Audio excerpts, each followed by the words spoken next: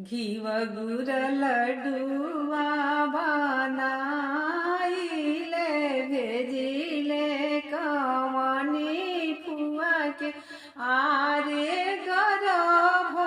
से मतली कमनी फुआ बोलव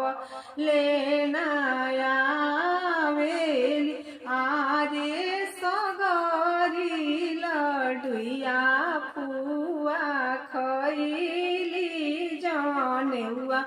देखे नायली किया भाभी भेजेलु भैया तयवरु भतीजावा के नाही ननद भेजिले भैया तयवरु भतीजावा अपने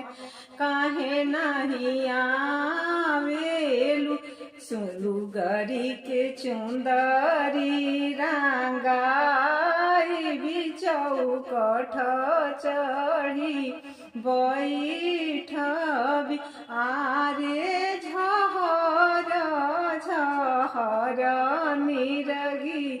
राई बिबिनु बोलवले नायाई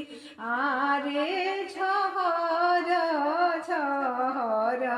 निरगी राई बिबिनु बोलवले